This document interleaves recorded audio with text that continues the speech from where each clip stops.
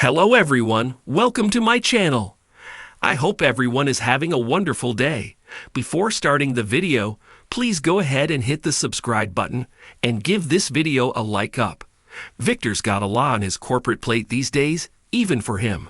Not only did he feel the need to step in and run Newman Enterprises again, but he's working revenge schemes involving two huge companies simultaneously. He's also juggling a handful of young and restless characters who all want to be CEOs, including his own wife. But as they say, too many cooks in the kitchen spoil the broth, or in this case, the plot. The mustache has some decisions to make, and if our hunch is correct, he's about to spring a mega twist on the whole bunch that no one will see coming. On one front, Victor is working a revenge scheme against Jack Abbott for checks notes convincing Nikki to throw in the towel and go to rehab. The plan is to turn the newly acquired Glissade into a powerhouse capable of taking down Jabot.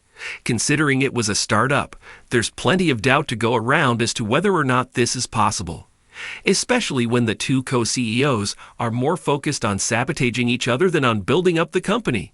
Yep, Kyle and Audra are problematic and don't think Victor doesn't know it. On the second front, Victor is vying to take control of Chancellor Industries, currently known as Abbott Chancellor, because he doesn't like the man in charge, who just happens to be his ex-son-in-law. He's certain Billy Boy Abbott will destroy his old friend Catherine's legacy, and incidentally feels his wife Nikki is the perfect person to run the company.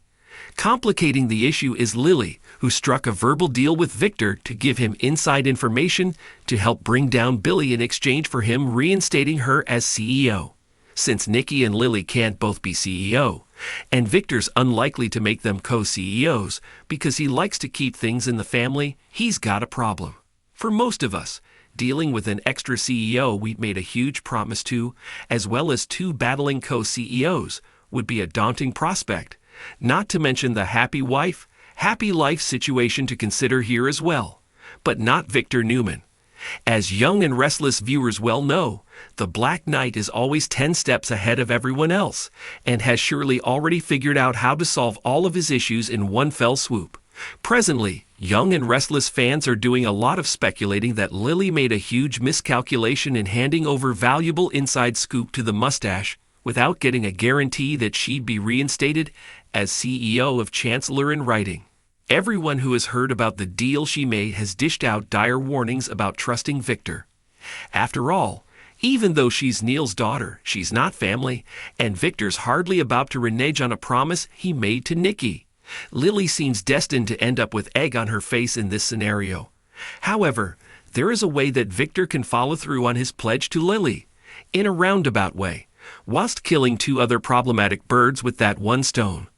What if, once Victor has secured Chancellor for Nikki, and Lily storms into his office full of outrage and disappointment, he tells her that he still has a company for her to run. Considering how impressively she built up Chancellor after Jill handed her the reins, and how much respect he had for her late father, it's perfectly reasonable that he'd want to put her talents to good use and come through on their deal in some capacity. What if Victor offers her not Chancellor, but Glissade to run? Kyle and Audra's animosity toward one another has become detrimental as they clearly cannot work together to achieve Victor's goals. Lily not only brings CEO experience to the table, but she also worked for Brass and Sassy back in the day, as well as modeling for Jabot. She's had exposure to the cosmetics world and has a proven track record as a head honcho. This move would get